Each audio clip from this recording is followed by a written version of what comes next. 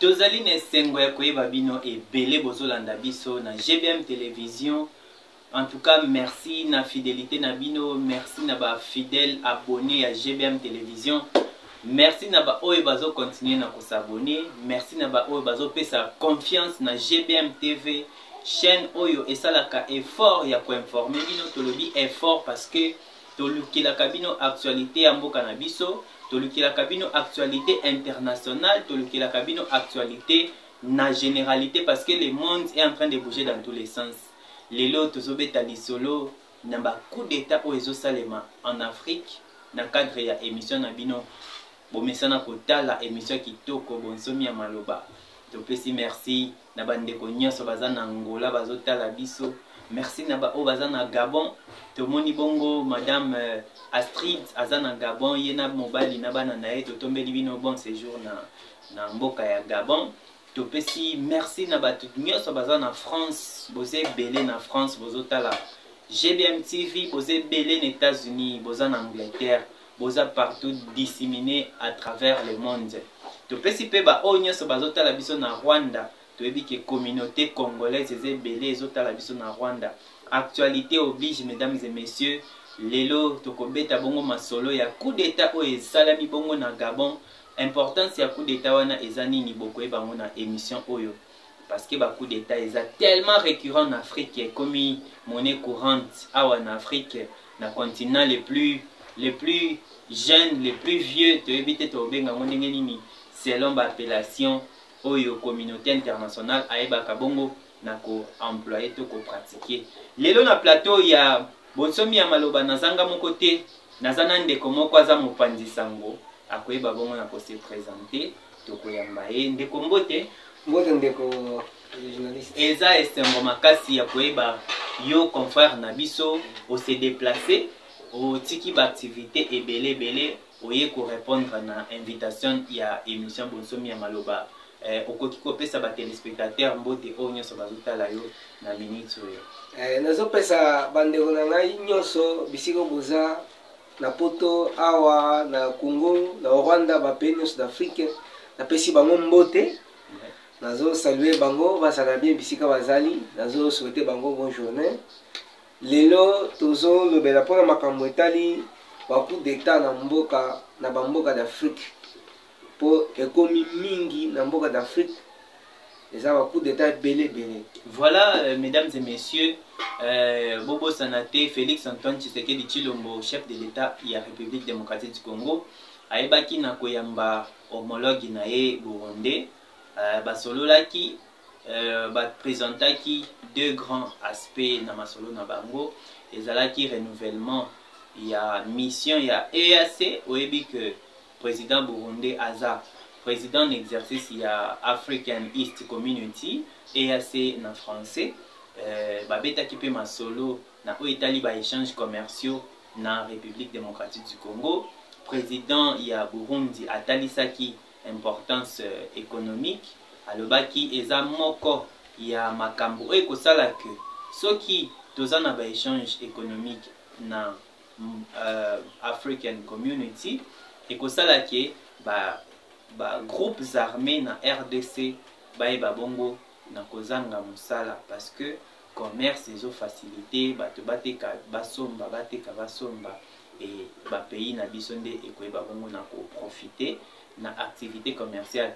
Alors abetaki masolo ya oetali construction un chemin de fer où est relié Burundi, Tanzanie na RDC. Donc c'est un contrat où ezali d'une grande importance parce que nakati wana ba congolais ba ko se retrouver boyebi que tango misala esalemaka il y a la main d'œuvre donc ba ouvrier o ba ko travailler wana parmi ba congolais bazana kati ba Burundais bazana kati ba Tanzania pe bazana kati. Donc yango bazobenga contrat gagnant-gagnant. Sur le plan il y a main d'œuvre ba congolais ba travailler tango chemin de fer wana ekozala esili ekoyeba na ko profiter na ba pays na biso et puis plus communication ezozala, c'est-à-dire sur le plan naval, sur le plan fluvial, sur le plan terrestre, sur le plan aérien, ce qui communication eza malamu, l'Afrique bénéficie, ba barrière ou ezalaki entre ba état et kokweya et ba population nde bakoyeba na kovake na ba occupation na bango. Aspect économique yango wana oyo chef de l'état Félix Tshisekedi na homologue na ye Burundi bayebaki na kosolola.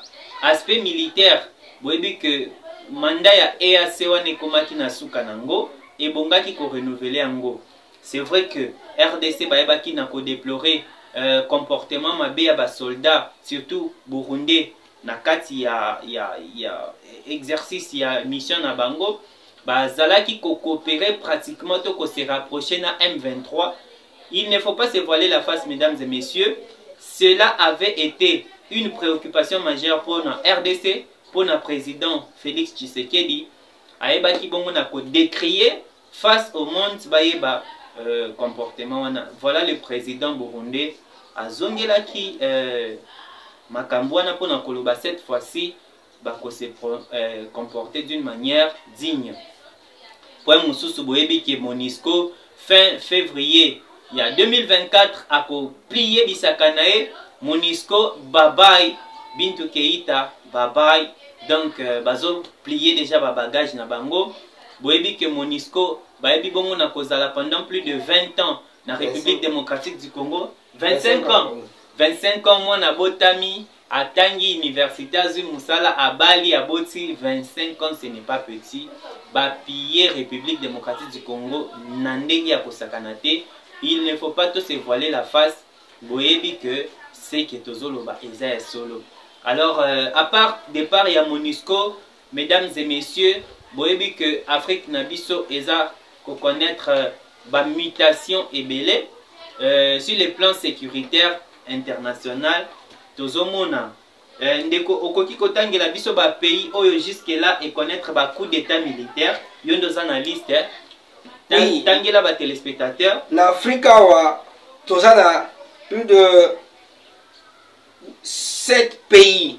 7 pays oyo ezana ba coup d'état et connaître ba coup d'état. Et connaître ba coup d'état. Pays à Liboso, eza Burkina Faso. Burkina Faso. Soudan. Ouais, Yami Balé Soudan. Tchad. Yami Satou Tchad. Guinée. Mali. Niger. Alors, 7e pays, eza Gabon. Gabon sikoyo, ezaki, je passe dimanche. Dimanche, oyo. Dimanche, lundi, nde basaka coup d'état. Nde tolo babo na Gabon. Vie eza trop dit, mais baso vivre quand na mawanzambe quand ndenge baloba.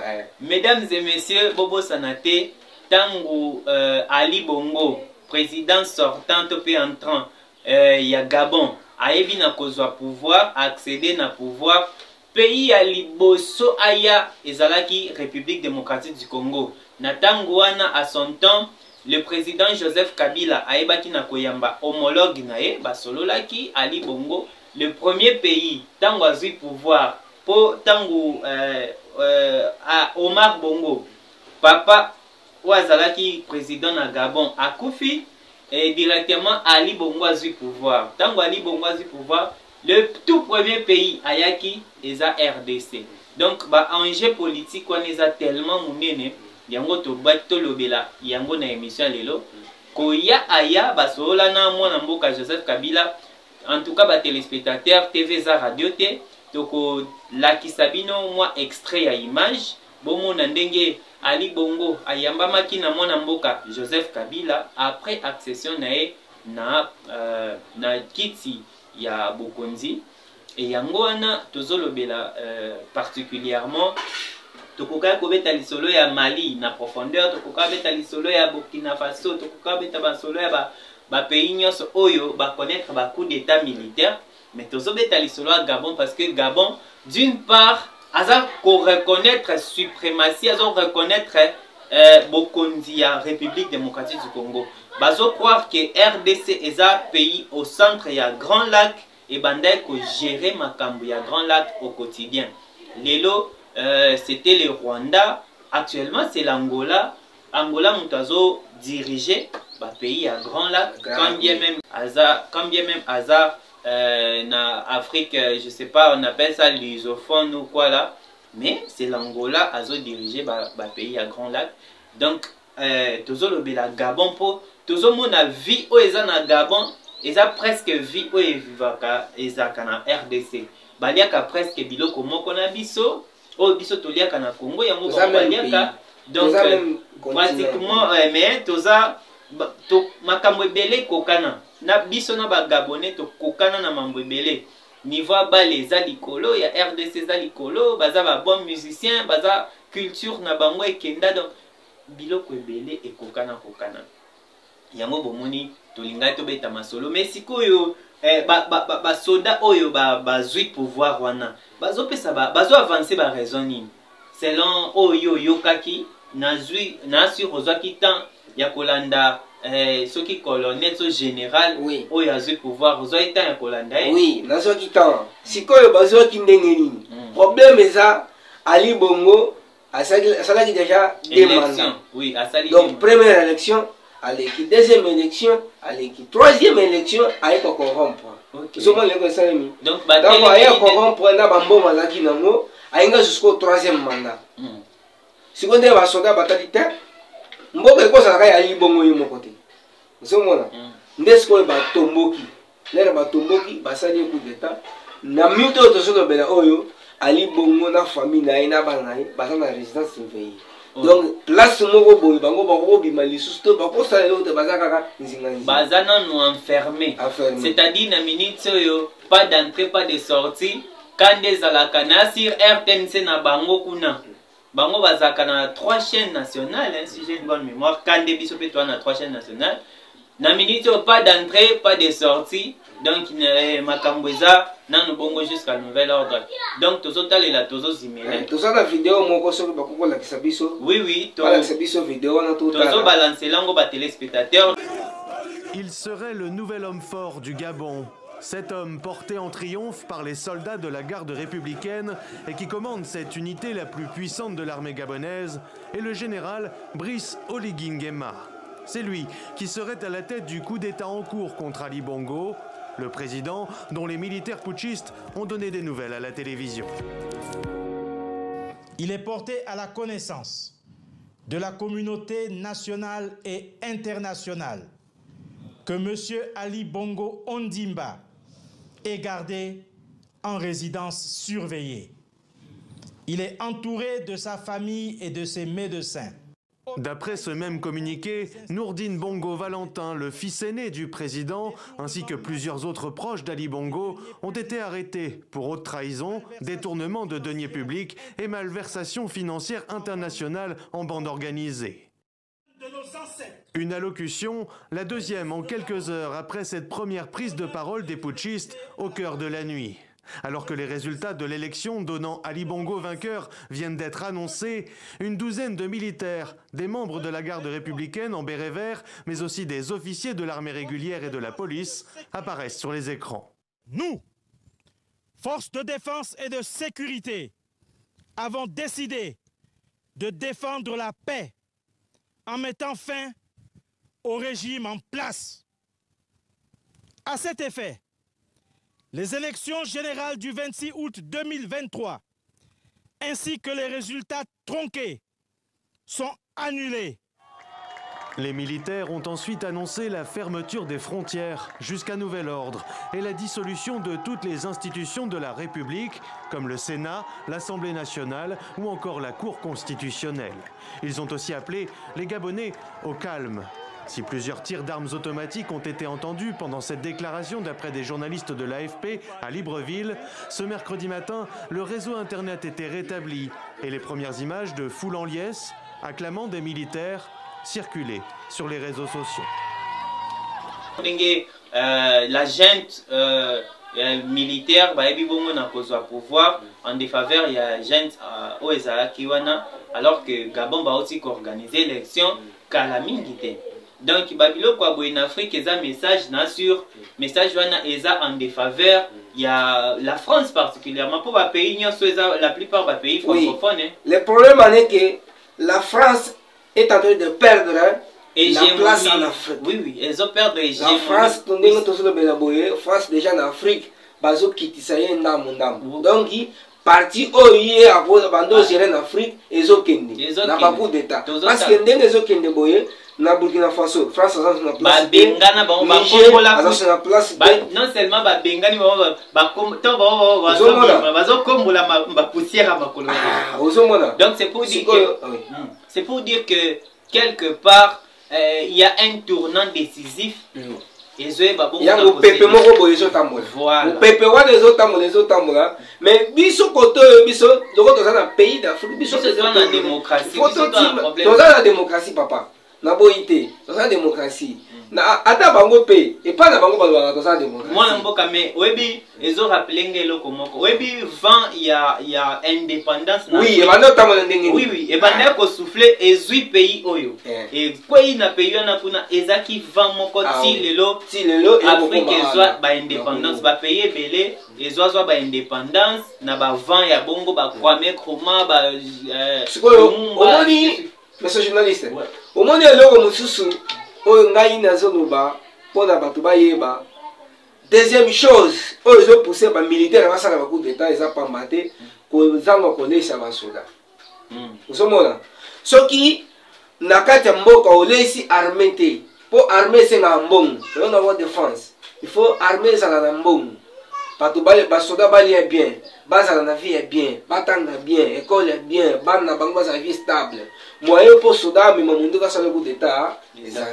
Et là, on a fait sa président na biso mboka o ya RDC ko banga te nga naza conseiller na été mais naza nde mwana mboka mais tozo pesa nde wa conseil na ba média boye ba président na biso faut il faut atteindre le secteur ba militaire mais bi que Félix la police chaque jour azobunda pour que a structurer na ko sepela mwana mboka. Tout ça la émission prochaine pour la défense ya mboka na biso.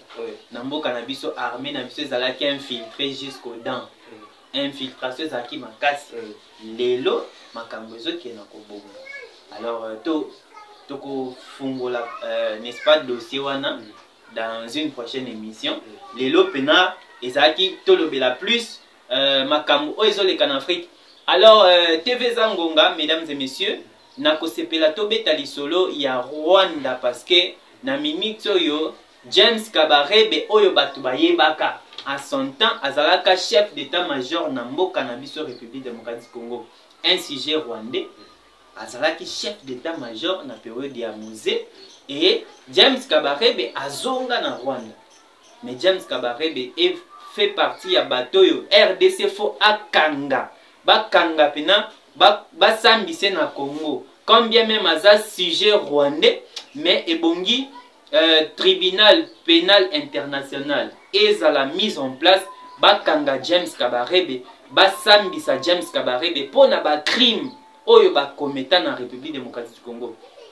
Okoki ko imaginer mwana mboka parmi bato oyo basala que guerre ezala des années des décennies na République démocratique du Congo fait partie James Kabarebe.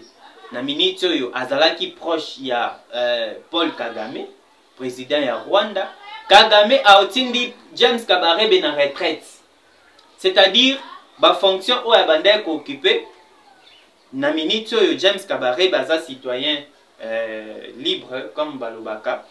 Donc yangoyo justice asala musala na kosenga na ba instance internationale lokola tribunal pénal international va se saisir na James Kabarebe parce que jusqu'à preuve du contraire il serait impliqué na formation ya groupe oyo bengi M23 oyo azotungisa République démocratique du Congo au quotidien. James Kabarebe serait l'un des bateaux oyo bazo commandité mouvement wana ya M23. Donc il est important lokola Paul Kagame a se débarrassé na James Kabarebe eza important na minute oyo tribunal pénal international basala effort. En attendant na ngambu ya RDC mwana mboka oyebi ke na prison ndolo tozo détenir un certain mwanga chuchu oyo bana mike bazo benga pepe chuchu Pepe Chuchu na minute aza na prison ndolo azoli avungule. Mwana mboka oyebaka vungule, oyokaka vungule, oyebaka vungule ezaki madesu. Donc biloko moko bando lamba na prison soko le biloko na 2 semaines na vumbi oye munene. Bon santé na eza mabe mais ozo ya munene. Ozo vimba nde ko vimba nde bando bango vungule. Madesu basangisa na masango. Yango on comprend dans le sikoyo. Donc prison ndolo na minute yo bien sécurisé.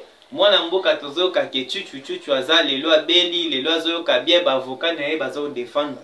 Toyebi état de santé na été mais eza ba information moko très sensible na makambo etali mboka na biso na makambo etali guerre na est na makambo etali ba M23 eza lié dans un certain sujet au Azalaki député national il y a République démocratique du Congo. Monsieur journaliste. Ouais. On est là au moment na kokolo ba.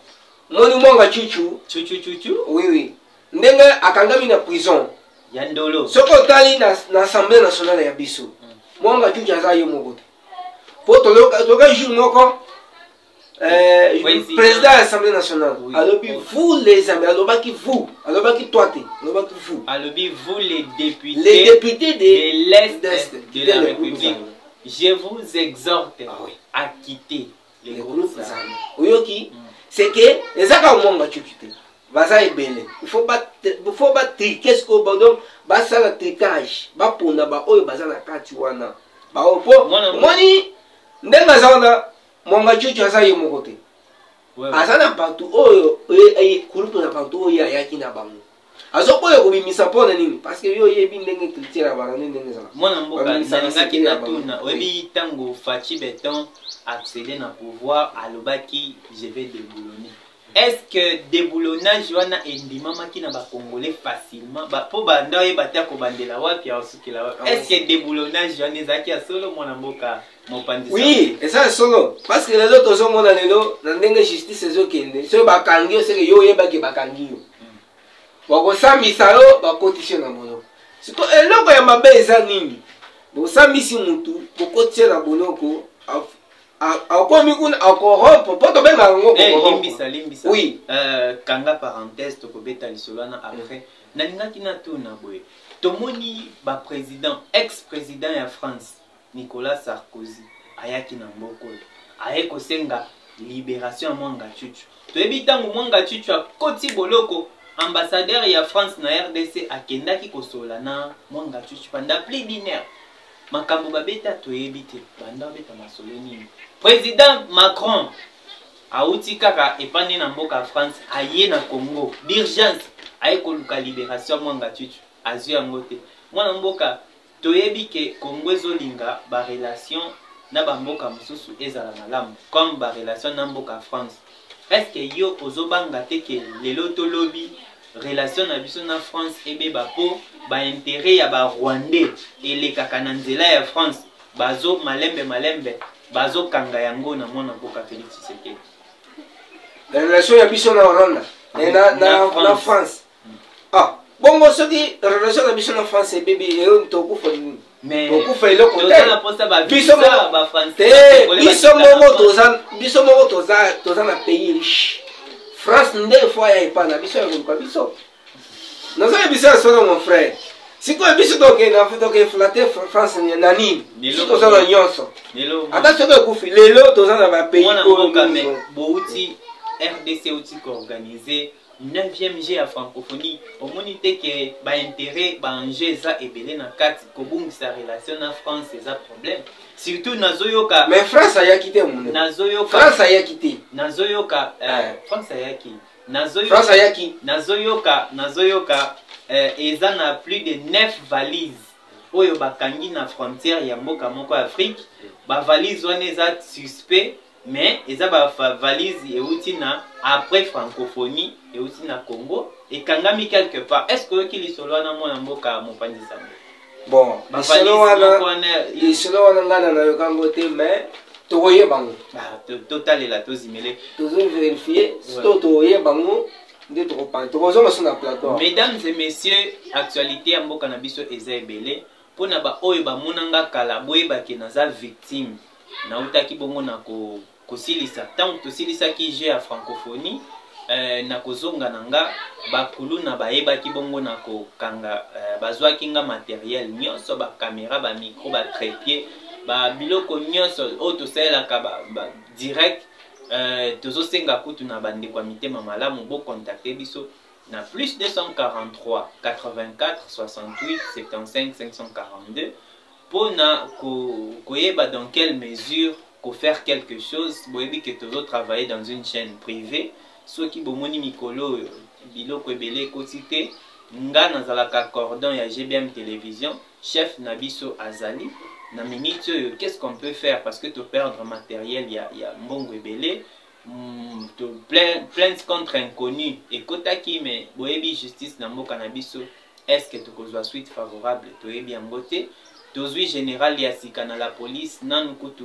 komboni bato ebele bayebi te tozosenga na la police basala mosala nango mpona bandeko ya motema malamu oza na poto okoki kotindela GBM télévision mwa matériel mpona continuité ya travail contacte biso na numéro eza affiché au bas de l'écran tokomi bongo na suka ya émission entretien na biso ya mokolo mwa lelo nayambaki mopanzi sango bonheur aza journaliste ayebaki bongo na kosepela to partage na ye oyo ezali actualité politico civile na Afrique mikolo yo donc c'était ça oyo toyebaki bongo na kobeta botikala malamu botikala branché